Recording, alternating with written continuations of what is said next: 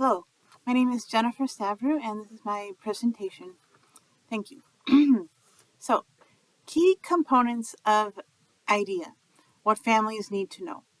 A brief overview of the key components of the Individuals with Disabilities Education Act. IDEA is a law that protects the rights of children with disabilities to a free and appropriate public education. All children are legally entitled to a free, appropriate public education, or FAPE.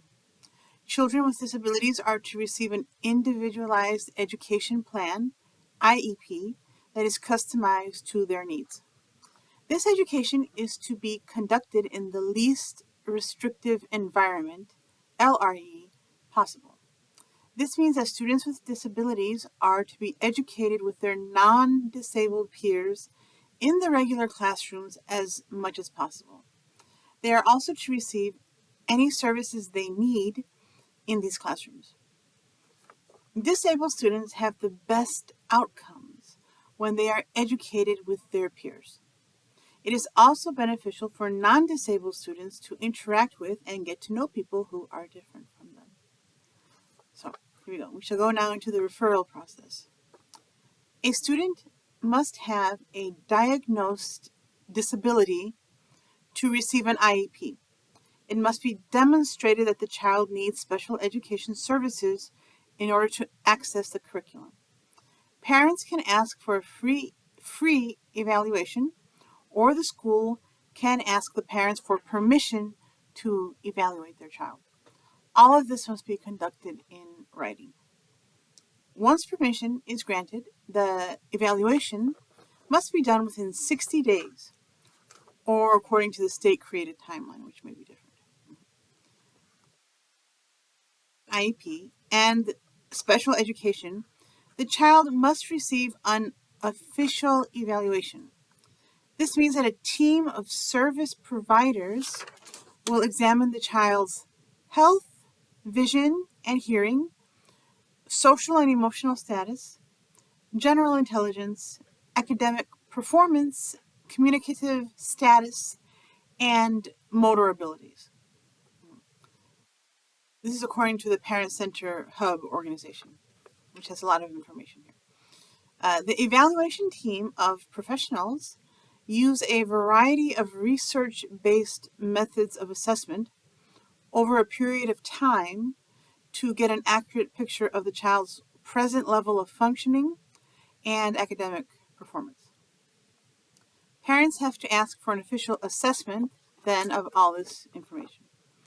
So parents must agree to have their child evaluated for eligibility due to a disability.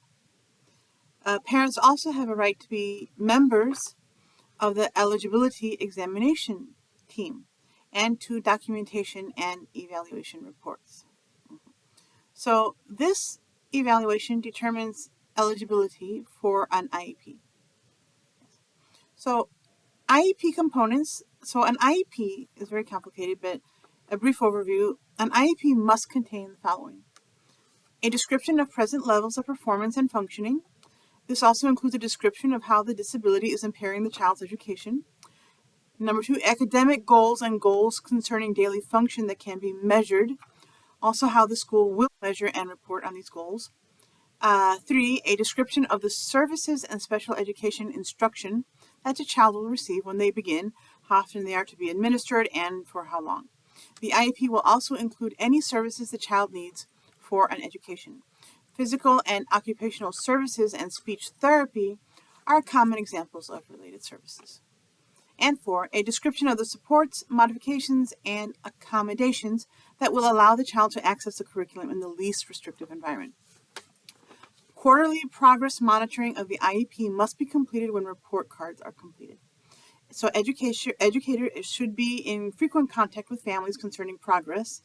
Families should be offered different opportunities and methods of communication to suit them.